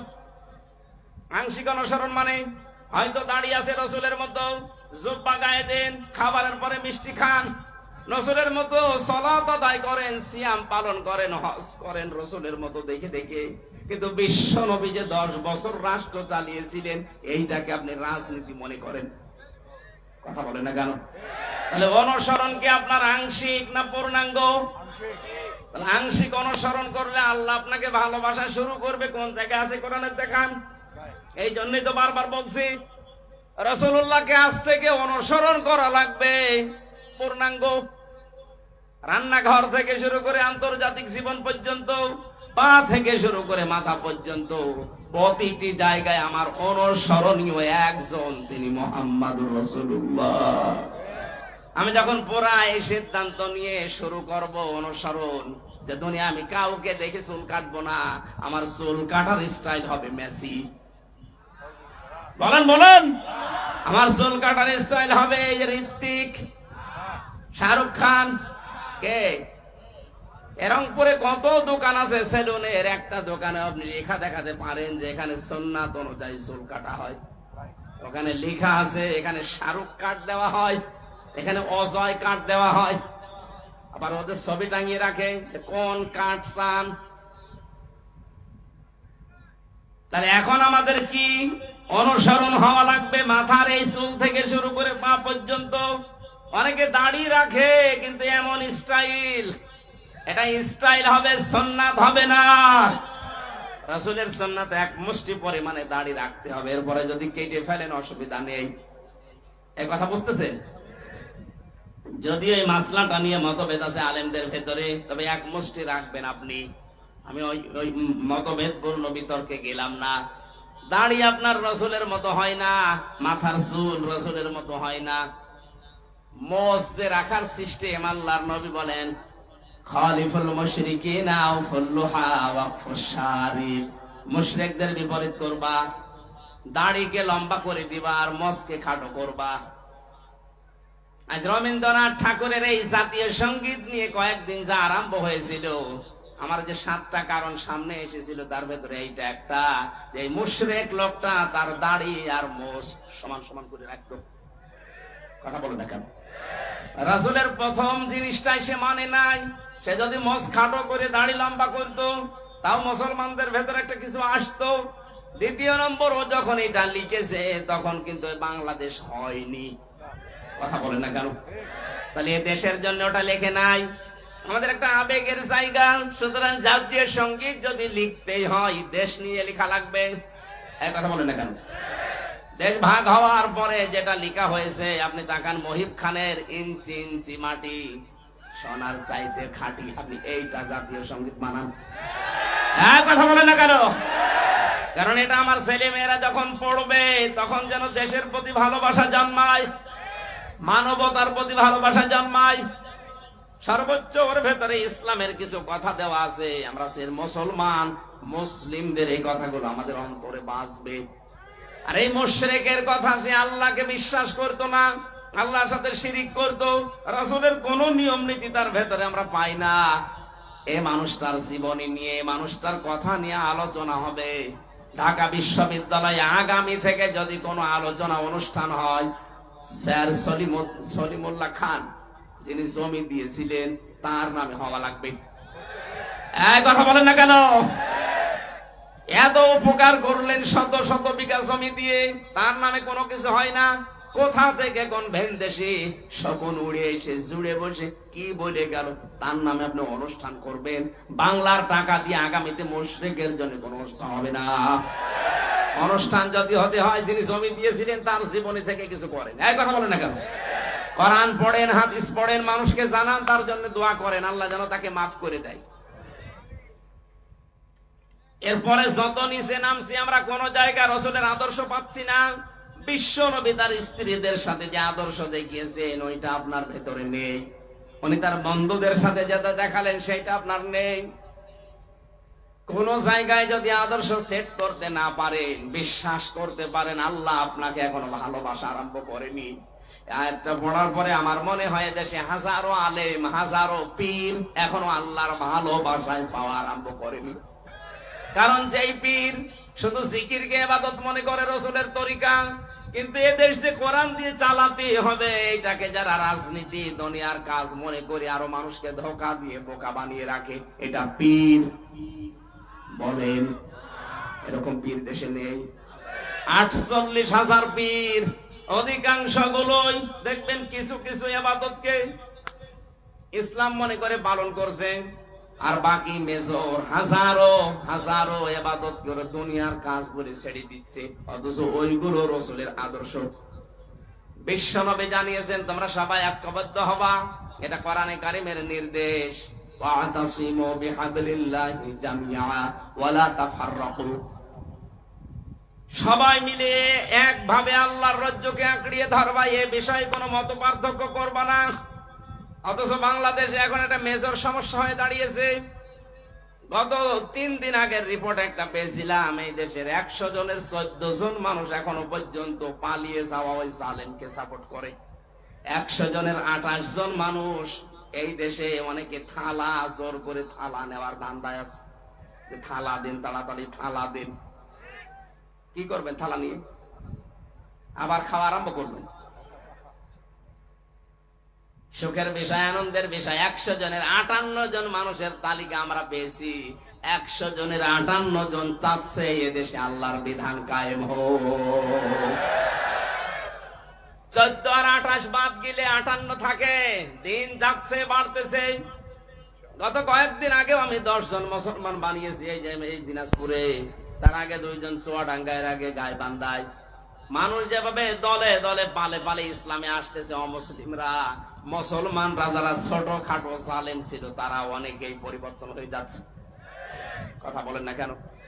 আমরা এগুলো দেখতে পাচ্ছি। নবীজি যা করেছিলেন মক্কার পরে, মক্কা বিজয়ের পরে নবীজি যা যা করেছিলেন এদেশের ডাক্তার শফিকুর রহমানের ভেতরে আমরা সেইটাই দেখতে পাচ্ছি।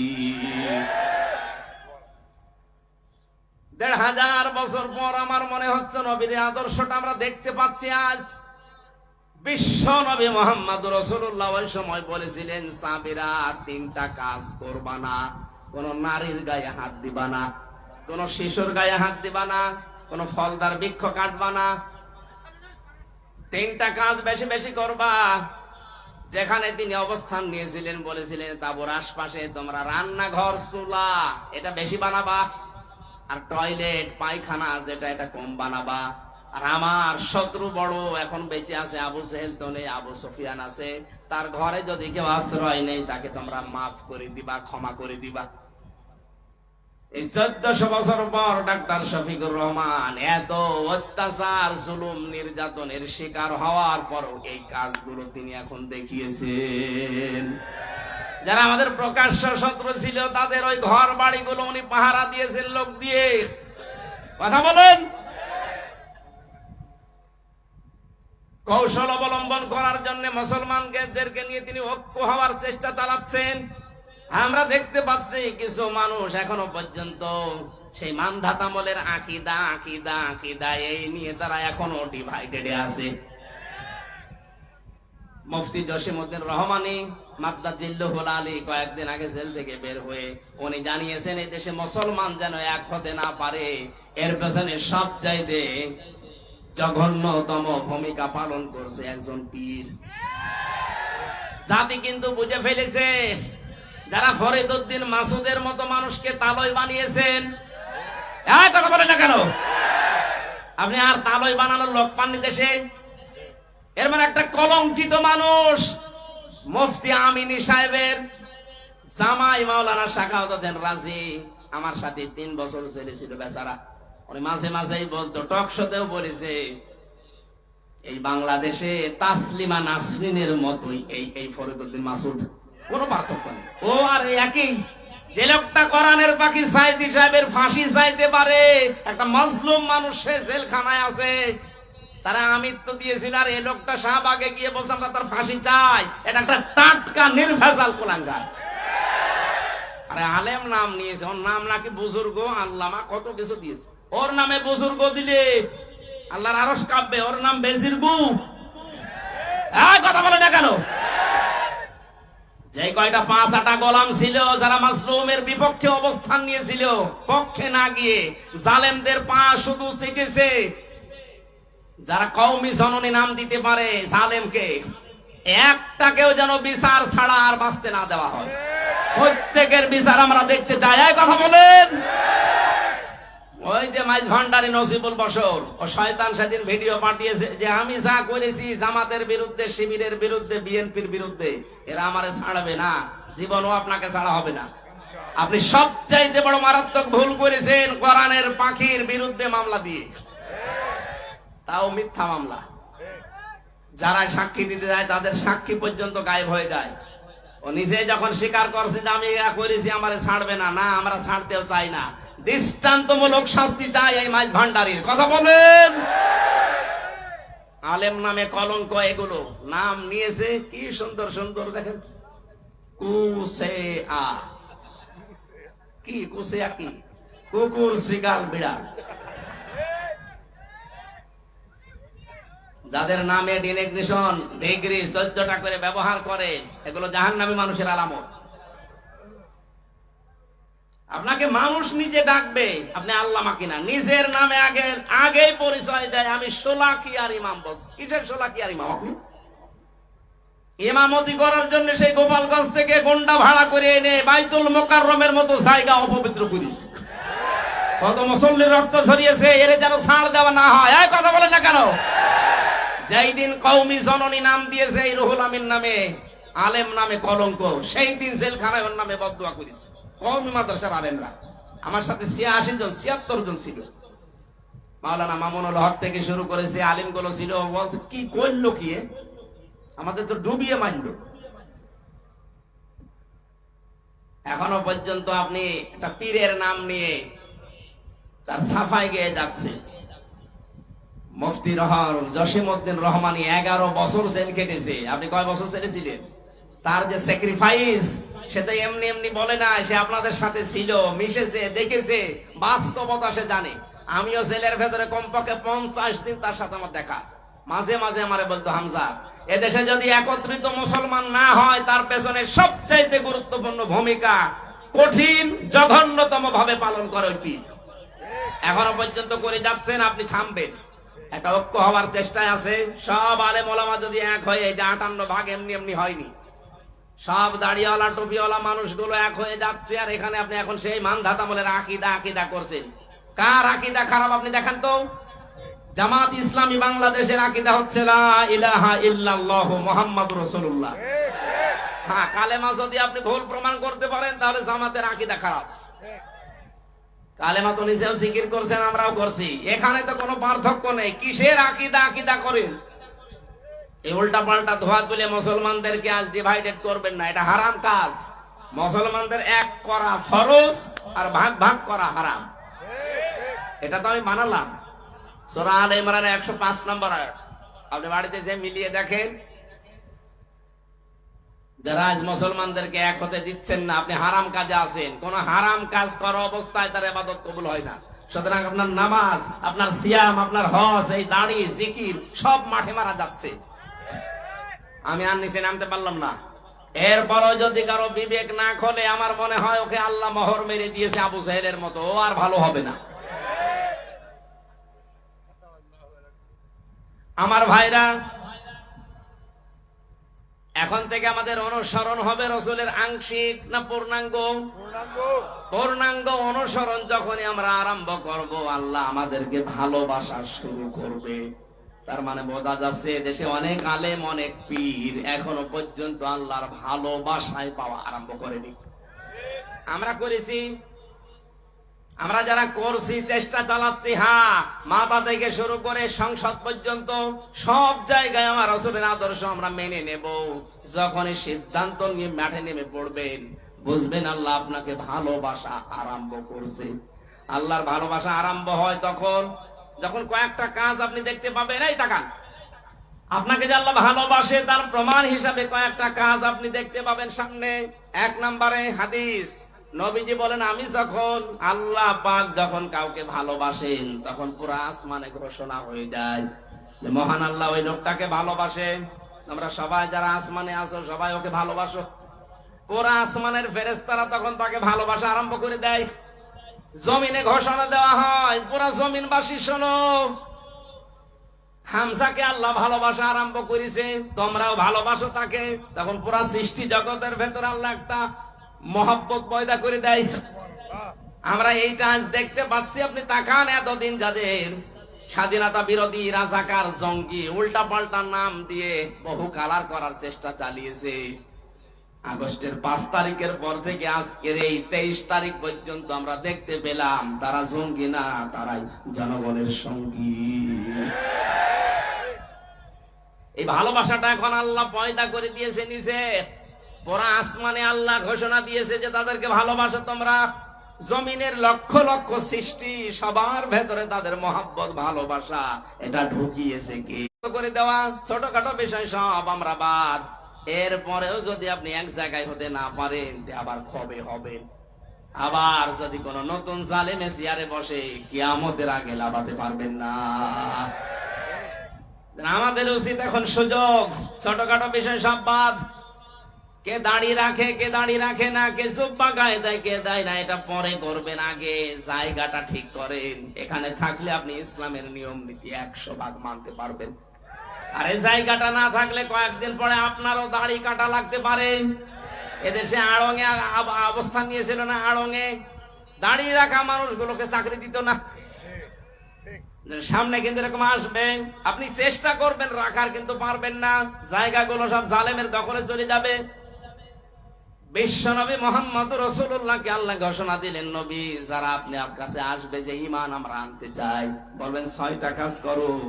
1 নম্বরে আলা আল্লাহ ইউশরিকনা বিল্লাহ, কোনদিন আল্লাহর সাথে কোনো বিষয়ে শরীক করবা না। 2 নম্বরে ওয়ালা ইয়াসরিকনা বিল্লাহ, ওয়ালা ইয়াসরিকনা, চুরি করা যাবে না। ওয়ালা ইয়াজনিনা, 3 নম্বরে কোনদিন তোমাদেরকে যেন আমরা জেনা করতে না দেখি।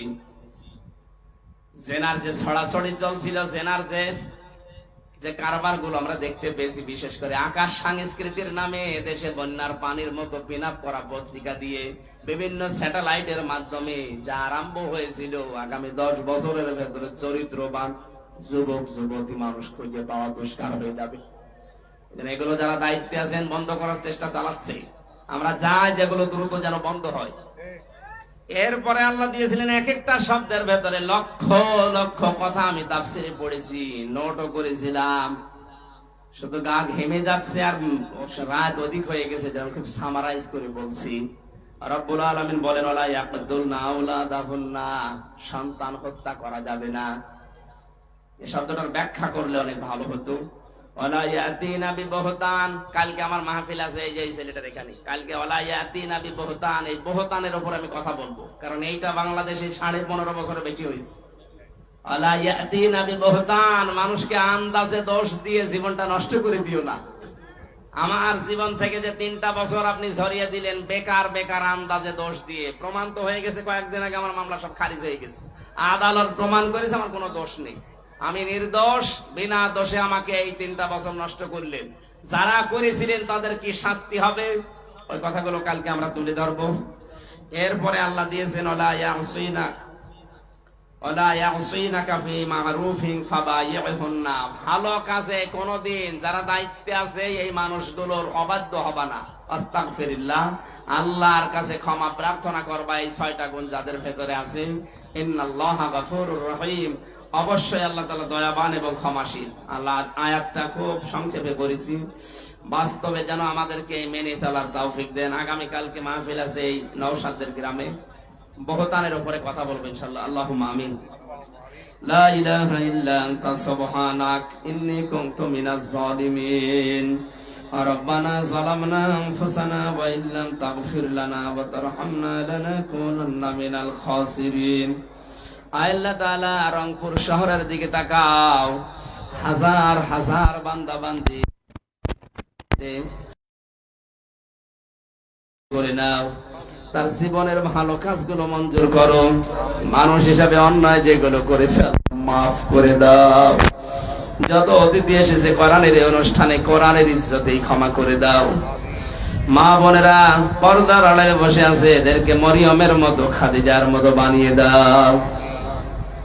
আল্লাহ তাআলা বড় স্বপ্ন তোমাকে বারবার বলি, এ দেশটা কোরআন দিয়ে চলছে, এরকম একটা ব্যবস্থা এনে দাও। আমরা যেন মরণের আগে হলেও দেখতে পারি এ দেশটা তোমার কালাম দিয়ে পরিপূর্ণ ভাবে চলছে। আশপাশে যে প্রতিবেশী গুলো দিয়েছে অধিকাংশ গুলোই তো তোমার বিরুদ্ধে, আইলে প্রতিবেশী গুলোকেও তুমি ভালো বানিয়ে দাও। রব্বুল আলামিন, কখন কার ডাক চলে আসে জানি না। মরণের আগে একটা বিষয় বারবার তোমাকে বলছি, এই দেশে চেয়ারে কোন জালেম যেন কিয়ামতের আগে বসতে না পারে। যারা শহীদ হয়েছে আল্লাহ 24 সালে তাদেরকে শাহাদাতের মর্যাদা